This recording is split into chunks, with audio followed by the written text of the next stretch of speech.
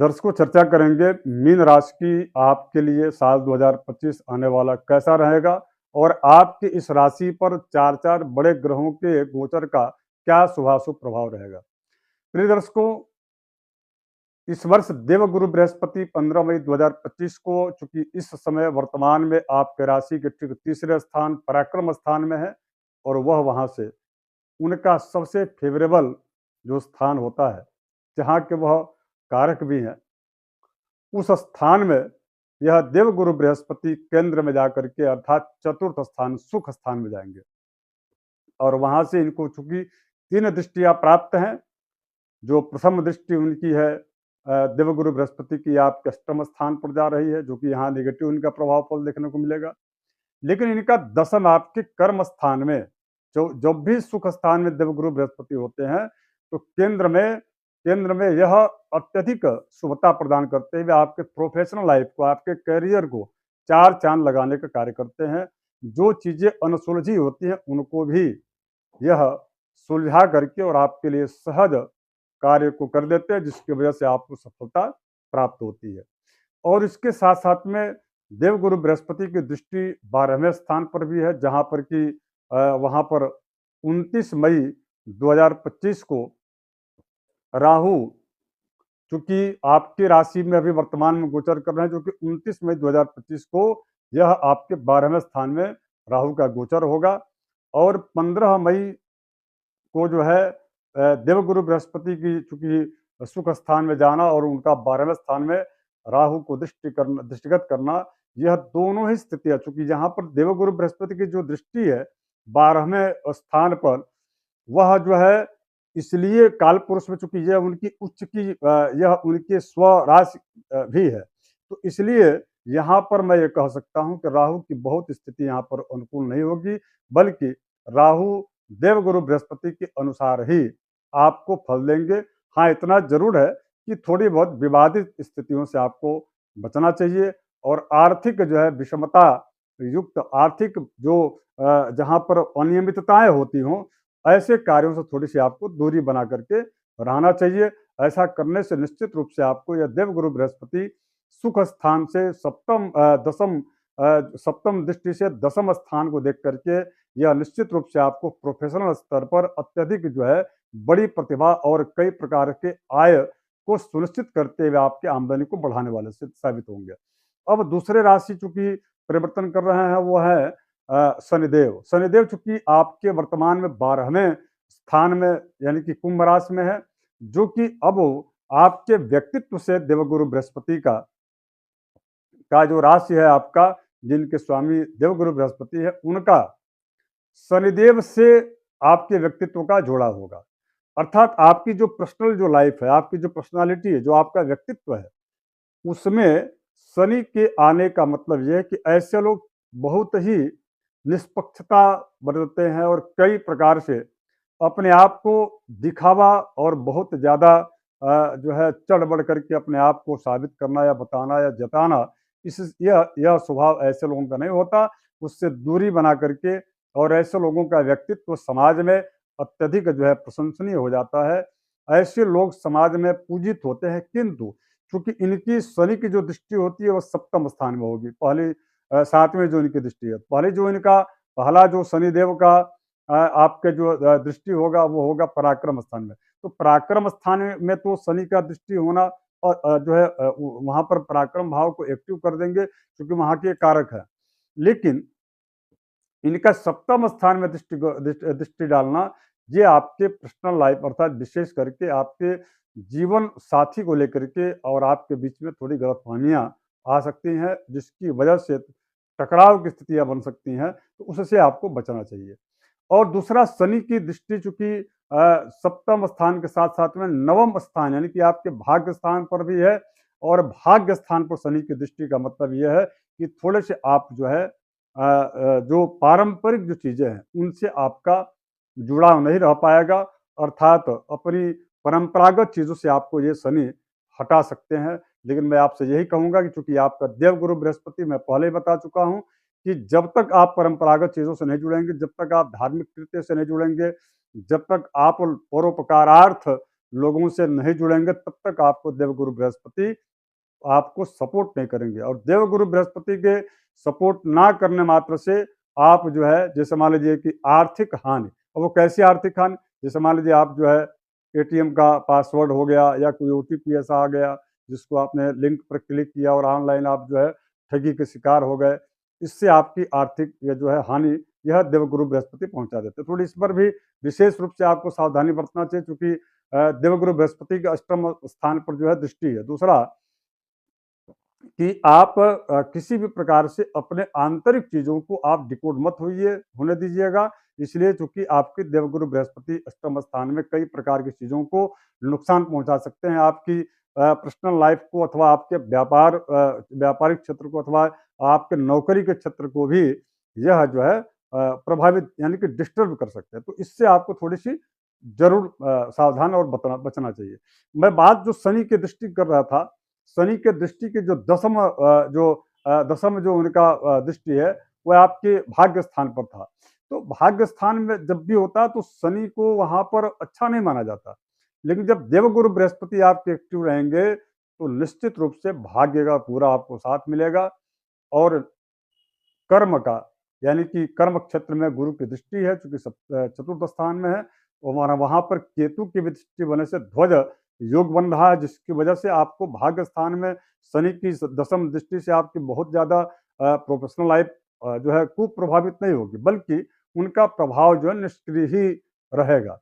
तो ये साल 2025 जो है मिला-जुला रहेगा। बहुत बड़ी उपलब्धि अथवा बहुत बड़ी सफलता तो नहीं मैं कहूँगा, लेकिन इतना ज़रूर है कि बहुत बड़ा नुकसान जो शनि की साढ़ेसाती के दौरान, चूँकि इस समय आपकी राशि शनि की साढ़ेसाती से प्रभावित है, और आपकी राशि के अनुसार 29 मार्च 2025 को आप शनि के साढ़ेसाती के दूसरे ढैया के चक्र को आप प्रारंभ कर लेंगे। तो उसके पश्चात जो है यह शनि स्वर्ण पाद के पाए में, सोने के पाए के की साढ़ेसाती से आप प्रभावित रहेंगे। तो ऐसी स्थिति में निश्चित रूप से आपको जितना नुकसान पहुंचाना चाहिए था शनिदेव को, उतना आपको नहीं नुकसान पहुंचाएंगे। इसके लिए बिल्कुल आप निश्चिंत रहिए, किंतु सजग रहिए, सावधान रहिए और संयमित अपने जीवनचर्या को बना लीजिएगा। तो निश्चित रूप से शनि की साढ़ेसाती का यह सोने के पाए में रहने के बावजूद आपको उतना नुकसान नहीं पहुंचा पाएंगे। अब बात करते हैं राहु के गोचर का क्या प्रभाव होगा। तो दर्शकों, चूंकि राहु आपके वर्तमान में पिछले 1.5 वर्षों से आपकी राशि पर ही गोचर कर रहे थे, और आपकी राशि पर गोचर करके इन्होंने किया क्या, तो समय समय पर इनका लाभ भी मिला, और समय समय पर इनका एक बड़ा नुकसान भी आपको झेलना पड़ा। लाभ क्या मिला? आर्थिक सुदृढ़ता राहु ने दिया, धन आया, किंतु वह धन जो है आप उस धन को समेट करके सुरक्षित नहीं रख पाए। अर्थात राहु कभी भी संचय नहीं कर पाता, और उसके साथ साथ में कुछ ऐसी भी स्थितियां रहती है कि आप धन तो कमाए, किंतु उस धन के आप स्वामी हैं, इसको आप जाहिर नहीं कर सकते। तो ऐसी भी स्थितियां, जबकि आपने धन बहुत कमाया, लेकिन इस जो है गुरु के आपकी राशि चुकी है, और इस पर राहु की का गोचर आपको कई मायनों में अलग अलग तरीकों से गोपनीयता पूर्वक आपने धन का अर्जन किया, लेकिन उस धन को आप जो है जग जाहिर नहीं कर सकते। अर्थात वह कह लीजिए कि नंबर 1 का धन नहीं, बल्कि अन्य माध्यमों से आया धन है। तो इस प्रकार की स्थितियां भी देखने को मिली। अच्छा, जिन लोगों ने अन्य माध्यमों से धन अर्जित नहीं किया, मेहनत के बल पर किया, तो भी उनके पास इतने काम थे कि वह धन उनके लिए नाकाफी साबित हुआ। अब ये राहु का गोचर चूंकि 29 मई 2025 के बाद ये आपके राशि के ठीक जो है 12वें स्थान अर्थात कुंभ राशि में प्रवेश करेंगे, और वहां पर देवगुरु बृहस्पति की दृष्टि होगी। क्योंकि देवगुरु बृहस्पति वह आपके सुख स्थान में होंगे, उनकी 9वीं दृष्टि पड़ेगी, तो और उनकी स्व कालपुरुष में राशि भी है। तो वहां पर यह राहु जो है पूरा फल देवगुरु बृहस्पति के द्वारा या देवगुरु बृहस्पति के अनुकूल ही देंगे, अर्थात शुभ स्थिति ही उत्पन्न करेंगे। केवल मात्र आपके स्वास्थ्य को लेकर के ये प्रभावित कर सकते हैं, तो जरूर उस पर आपको ध्यान रखना ही चाहिए, इसमें कोई संदेह नहीं है। लेकिन इस राहु का जो गोचर आपके 12वें स्थान में है, वो आपको देखिए 12वें स्थान में जब भी राहु जाते हैं, यदि सामान्य स्थिति में देखा जाए तो वह जेल यात्रा करा सकते हैं। वह व्यक्ति किसी इलीगल कार्य करने वाले व्यक्तियों से जुड़ करके और वह भी उसमें लिप्त हो जाता है, अथवा नहीं तो उस पर आरोप या प्रत्यारोप लगाया जाता है। 12वें स्थान में जब राहु रहते हैं तो उस व्यक्ति को षड्यंत्र के साथ में किसी न्यायिक जो है प्रणालियों में, प्रक्रियाओं में उसको उलझा दिया जाता है। तो इस प्रकार के कार्य राहु देते हैं। लेकिन यहाँ पर चूंकि गुरु की दृष्टि भी है और बड़े प्रबल देवगुरु बृहस्पति हैं, तो इसलिए आपको इन सब कार्यों से बचा करके आपको सेफ करेंगे देवगुरु बृहस्पति। फिर भी मैं आपसे यही कहूंगा, चूंकि ये एक सामान्य चर्चा है, जन्म कुंडली में यदि आपके कहीं पर भी राहु प्रबल स्थिति में होंगे तो जो हमने कहा उस प्रकार की बाधा आ सकती है। वहां पर गुरु इतना आपको सपोर्ट नहीं कर पाएंगे। लेकिन एक सामान्य चर्चा में यह है कि देवगुरु बृहस्पति आपको इतना बड़ा नुकसान होने से बचा लेंगे। बाकी देव कुंडली के अनुसार तो थोड़ी बहुत स्थितियां बिल्कुल जो है, चूंकि 75% जो है गोचर का प्रभाव देखने को मिलता है वर्तमान में। बाकी जो 25% जो प्रभाव फल होता है वह जन्म कुंडली की में स्थित ग्रह के अनुसार वो फल में थोड़ा सा ऊपर नीचे अथवा अंतर उसमें देखा जाता है। तो इसलिए मैं कह रहा हूं कि प्राथमिक दृष्टिकोण से तो ये देवगुरु बृहस्पति आपको यहाँ सपोर्ट कर रहे हैं, गोचर राहु का 12वें स्थान में होने के बावजूद। तो इस प्रकार से ये स्थिति देखना चाहिए। अब ये देवगुरु बृहस्पति चूंकि देखिए सप्तम, जब जब 15 मई 2025 तक जो है वह देवगुरु बृहस्पति चूंकि आपके निश्चित रूप से वैवाहिक जीवन को लेकर के अत्यधिक स्थितियां वह अनुकूल बनाए रखे। जैसे जिन लोगों का विवाह नहीं हुआ है, यदि वो विवाह के लिए प्रयास कर रहे होंगे तो उनके लिए वह अनुकूलता परिस्थिति बनाए रखे थे। किंतु इसके बाद शनि की दृष्टि होने से अगर यदि विवाह के लिए आप प्रयास कर रहे हैं, चाहे बच्चे हो या अथवा बच्चियां हो, जातक या जातिका हो, तो उसमें आपको 29 मार्च 2025 के बाद डिले आपका हो सकता है विवाह।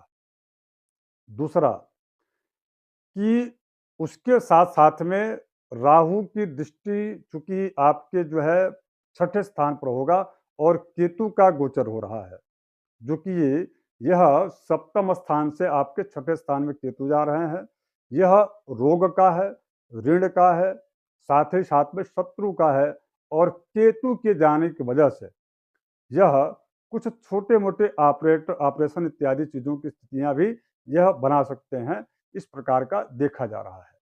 तो ऐसी स्थिति में मतलब ये कैसा होगा कि ये रोगग्रस्तता की स्थिति उत्पन्न होगी, यानी कि पुराने रोग जिसको आप भूल चुके हैं, पुराने कोई घाव वह उभर सकते हैं, अथवा उससे संबंधित थोड़ा आपको शारीरिक जो है कष्ट हो सकता है। इसलिए यदि थोड़ा भी हो, ग्रहों का प्रभाव यदि आपके प्रतिकूल हो, थोड़ा भी कष्ट हो, तो त्वरित जाकर के इसका जो है चिकित्सा करा लेनी चाहिए।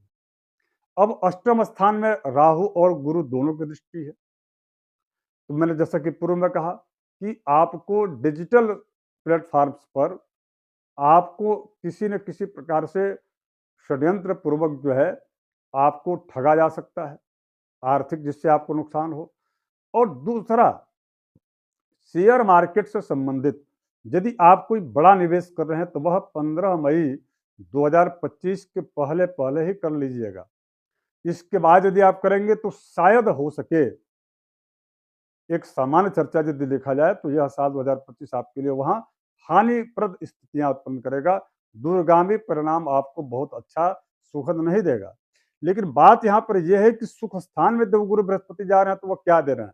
तो ये दे रहे हैं कि जो आपने अब तक उपलब्धियां प्राप्त की हैं, जो आपने अब तक धन का संचय कर पाया है, जो आपने अब तक कार्य जो है आपने किया, उसका आप जो है उसी को निरंतर बनाए रखिए, नया कोई चीज मत कीजिए। तो वहां पर आपको देवगुरु बृहस्पति सपोर्ट करेंगे और उससे आपको धन अर्जित भी करवाएंगे। तो इस प्रकार का यह चर्चा रहा। अब आइए उपाय की बात करें। देखिए, शनि की साढ़ेसाती से प्रभावित सोने की पाए में यह शनि की साढ़े आपकी चल रही है, तो आपको उपाय 2-3 करना चाहिए। सबसे पहला, काजल अथवा लोहा हो गया, सौंफ हो गया, धान का लावा हो गया, इन सब चीज़ों को जो है जल में डाल करके और उनसे स्नान कीजिए, पहला।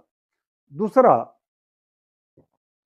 अगर यदि आप चाहें तो काजल की जो डिब्बी होती है, उसके साथ में जो श्रृंगार सामग्री होती है महिलाओं का, स्त्रियों का, वह जो है किसी एक गरीब स्त्री को, महिला को आप उनको दान कर दीजिए कुछ पैसे दे करके। लेकिन उसमें काजल का रहना अनिवार्य है, काजल की डिब्बी का रहना अनिवार्य है। और इसके साथ-साथ में आप जो है बंदरों को चना और गुड़ खिलाइए, ये दूसरा उपाय। तीसरा उपाय है कि सायंकाल शनिवार के दिन, सिर्फ शनिवार के दिन सायंकाल पीपल वृक्ष के मूल में अर्थात जड़ में वहाँ पर बैठ करके और वहाँ पिप्पलाद स्तोत्र जो शनि का है, शनि स्तोत्र है, पिप्पलाद ऋषि के द्वारा, उस पिप्पलाद द्वारा रचित शनि शनि स्तोत्र का पाठ कीजिए। ये 3 काम आपको करना चाहिए। चौथा, आपको विशेष रूप से फिर कह रहा हूँ कि कार्यों में बाधा, अस्थि रोग अर्थात रोग जो है हड्डियों से संबंधित या पुराने कोई जख्म इत्यादि, जितना आप मेहनत करेंगे उतना उससे कम आपको लाभ मिलेगा। मान सम्मान को ठेस पहुंच सकता है। आकस्मिक जो है घटनाएं, दुर्घटनाएं भी हो सकती हैं, इसलिए वाहन इत्यादि चीज़ों को आप ठीक से चलाइएगा। ये सब सावधानियां हैं व्यवहारिक रूप से। और यदि ऐसा होता है तो इसको आप स्वाभाविक मान करके अपने कार्य में लगे रहिए। आप काम को छोड़िए मत, आलस्य मत कीजिए। तो इस प्रकार से इन सब कार्यों को करना चाहिए और इसके साथ-साथ में जो है, जो हमने उपाय बताया उसको करना चाहिए। पुनः मैं आप सबसे आग्रह करूँगा कि यदि आप नए दर्शक हो तो सब्सक्राइब कर लीजिएगा और इस वीडियो को शेयर ज़रूर कर दीजिएगा। धन्यवाद, नमस्कार।